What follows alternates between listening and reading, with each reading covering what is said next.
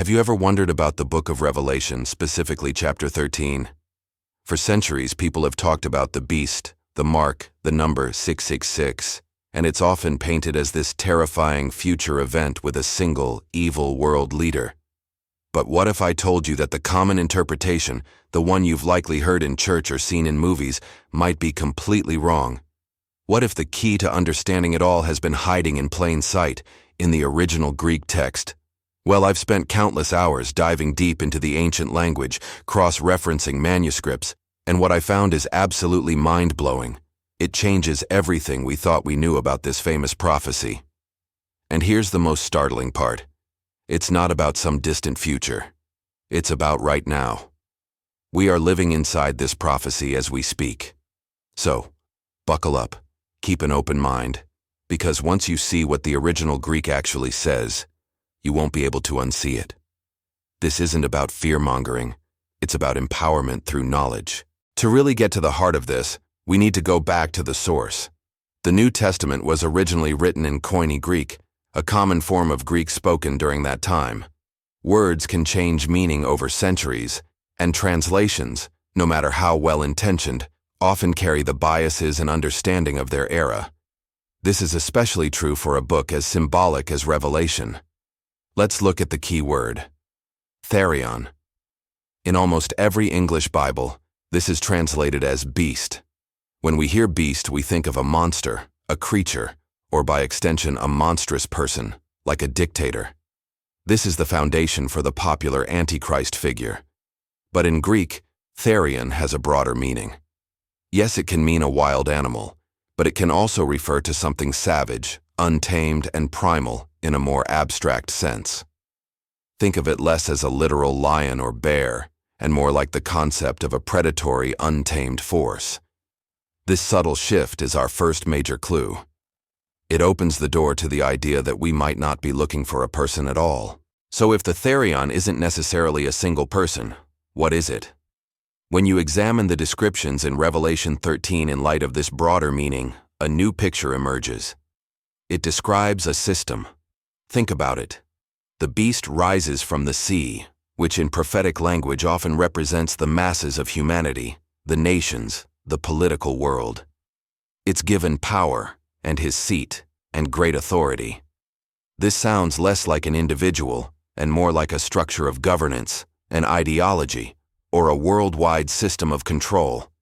The text says it had a mouth, speaking great things and blasphemies, and it was given power to continue for 42 months.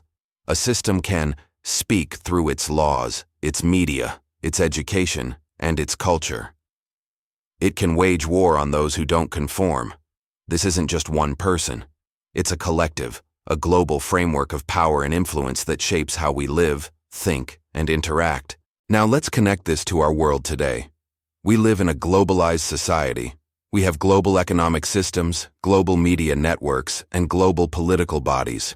Information, money, and ideology flow across borders in an instant. This intricate web of systems influences everything from the food we eat to the news we consume. It sets the rules for commerce, for communication, for what is considered acceptable and what is not. This system, this therion, isn't necessarily led by one single person sitting in a throne room plotting evil. It's more insidious than that. It's a self-perpetuating machine built on principles of power, wealth, and control that often run contrary to compassion, freedom, and truth. It pressures everyone to conform. To participate in the global economy, you need to play by its rules. To be heard in the global conversation, you need to use its platforms. This is the very nature of the system described in Revelation 13, a system that demands allegiance. This brings us to the mark of the beast. This is one of the most sensationalized parts of the prophecy. People have imagined it as a microchip, a tattoo, a barcode. But again, let's look at the original language and context. The mark is received in their right hand or in their foreheads. In ancient Jewish thought, which the Apostle John was steeped in, the hand represents your actions, what you do, your work. The forehead represents your thoughts, your beliefs, your worldview. So receiving the mark in the hand and forehead isn't necessarily a physical stamp. It's about aligning your actions, what you do with your hands, and your thoughts, what you believe in your head, with the beast system. It means you work for the system. You buy and sell according to its rules, and you adopt its way of thinking, its values, and its ideology as your own. You become a willing, functioning part of the machine. Think about it in today's terms. To function in society, you must participate in the economic system. You need a bank account, a job, a digital identity. You are, in a sense, forced to buy and sell within its framework. But the mark goes deeper. It's about a complete mental and behavioral allegiance. It's when you wholeheartedly adopt the system's definition of success, its materialistic values, and its narrative of reality. It's when your actions and thoughts are no longer guided by your own conscience or higher principles, but by the dictates and pressures of the global system. In this light, the mark isn't a future technology to be afraid of. It's a present-day choice of allegiance we face every single day. Do our actions and thoughts serve a higher purpose, or do they simply serve the machinery of the global system? That is the real question. So why isn't this taught in most churches? Why do we keep hearing the evil dictator story? This is a controversial point, but it needs to be said. Many institutions, including religious ones, can inadvertently become part of the very system they should be warning against.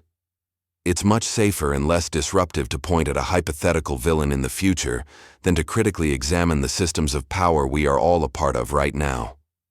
To preach that the beast is a system of economic and ideological control would mean challenging the status quo. It would mean questioning materialism, consumerism, and our own complicity in a system that often marginalizes the poor and silences dissent. It's a message that doesn't fill offering plates or build megachurches.